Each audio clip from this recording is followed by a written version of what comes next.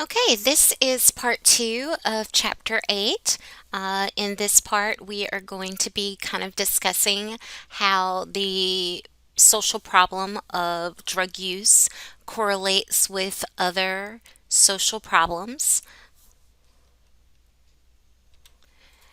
And so we'll start by looking at problems related specifically to family life, homelessness, crime, health, and poverty. Although poverty is really more of thinking about how, that goes hand in hand with crime and drug use, more so than a separate topic all to itself. So, beginning with family life and health problems. So, we know that drug use, specifically when it extends into being considered drug abuse, can impact family relationships and roles. One thing that your book discusses is how drug abuse can contribute to codependency. And codependency is behavior on the parts of other people that help a substance abuser to continue their abuse. So this would be things like maybe making excuses for them, bailing them out of jail if they get in trouble, helping them pay for an attorney, not kind of holding them accountable if their substance abuse leads to things like losing jobs or, not doing well in school, quitting school, flunking out of school. And so oftentimes what might prevent a person with substance abuse problems from kind of hitting rock bottom, and maybe coming face to face with the realities of their abuse is that someone in their family, whether a parent or a sibling or a significant other or maybe even a child, is displaying this codependency, where they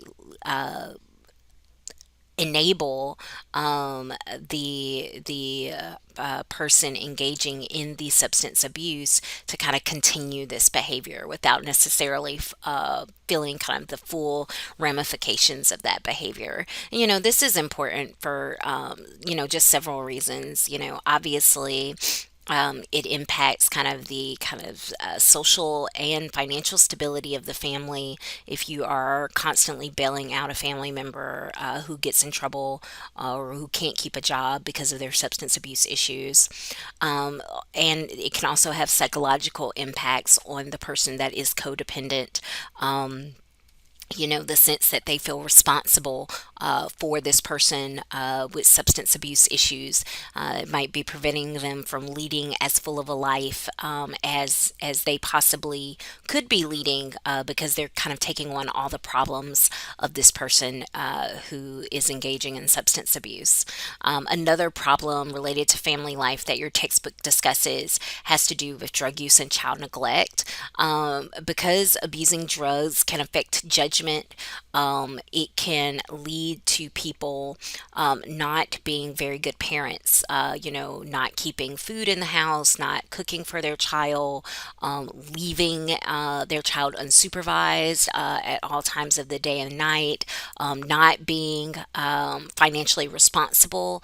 And this can result in things like, their electricity or water getting shut off, or even being, evicted from their home.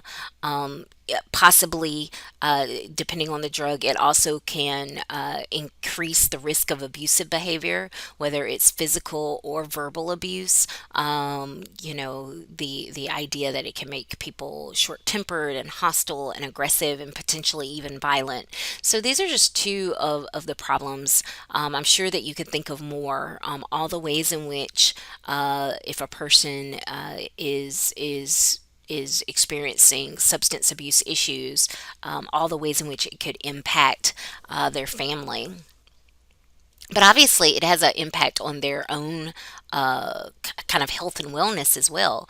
If you went over the slides, and the pages from the book about the individual different types of drugs, then you already know that many people die from the use of both illegal and legal drugs every single year. The number of people, the opioid epidemic, of course, is largely fueled by people that are abusing legal drugs, and many people die of overdose of those prescription drugs on a daily basis.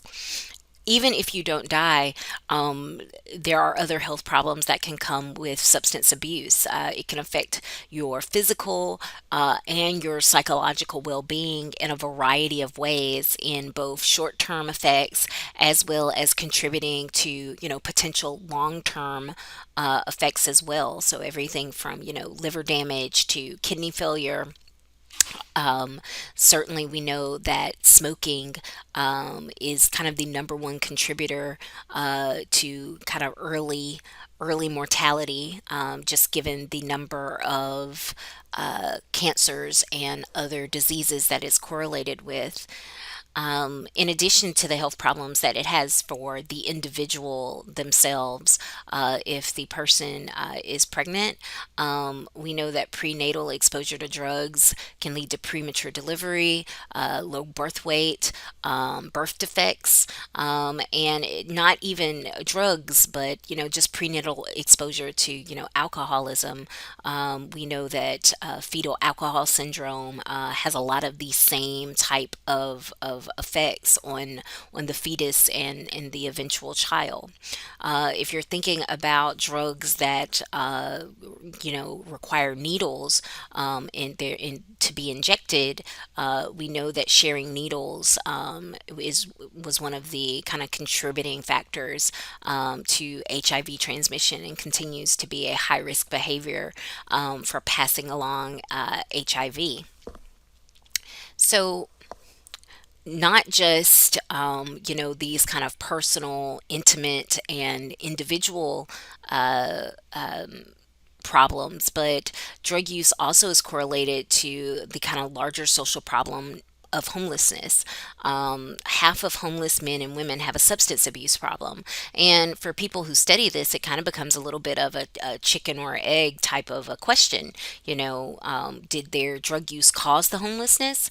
For some of the reasons that I just discussed, it made it harder for them to hold down a job. It made them less financially responsible, resulting in them being evicted. Or does the homelessness itself, lead to drug use? To be homeless, it is a situation of just desperate poverty. If you think back to those reasons why people use drugs, one of them is escape. And you could imagine that if you were in this type of situation, that this might would be something that you would, seek some type of escapism from, even if it's something that is very temporary and likely to create more problems than not, something like substance abuse. But yeah, this really just points out that, while we know that these two social problems have a very strong correlation, we aren't necessarily always sure, which one is the cause and which one is necessarily the effect. Another way that we see drug abuse and drug use feature prominently in kind of poverty, impoverished situations is crime. Although obviously not everyone who uses drugs is poor. Um, when you are looking at kind of the prevalence of severe drug abuse and drug addiction, you often will note that in areas with higher rates of poverty, you're more likely to see this type of entrenched behavior.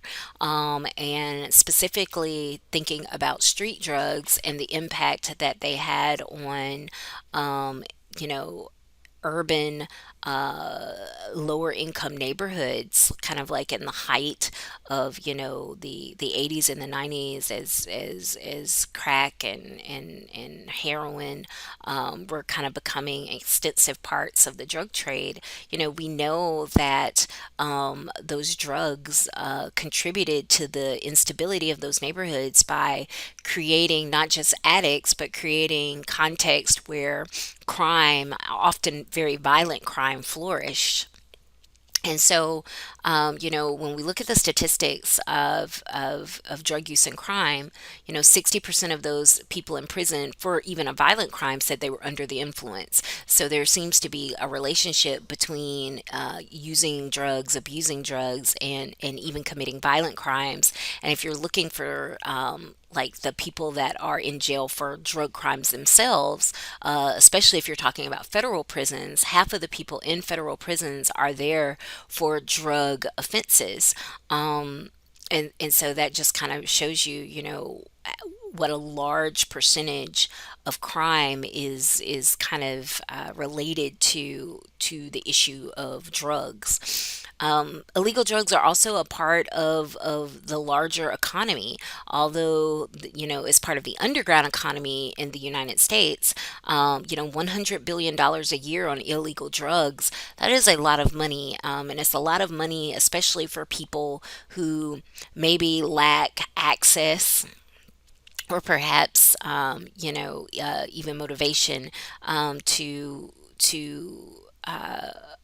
work legal occupations where they would not make nearly as much money. And that's why, as I previously noted, when these types of operations take hold in a community, because of the potential for them to be so lucrative, violence oftentimes increases in that community.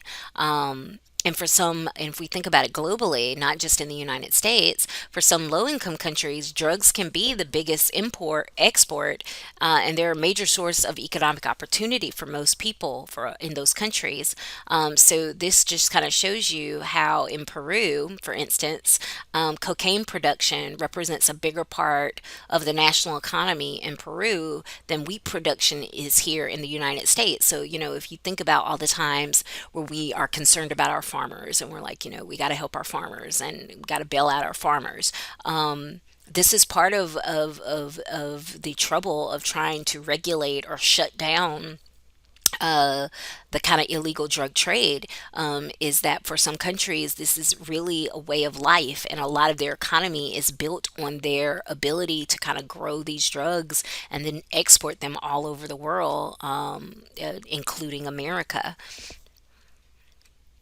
So that's it for this part. Try to keep it pretty short, just because the final video is going to go over strategies to control drugs, and then it's going to also tackle the theoretical perspectives and the political ideology kind of stances on different strategies. So it's that solutions part that we end every chapter with. So it'll be a little longer than this kind of really short video too.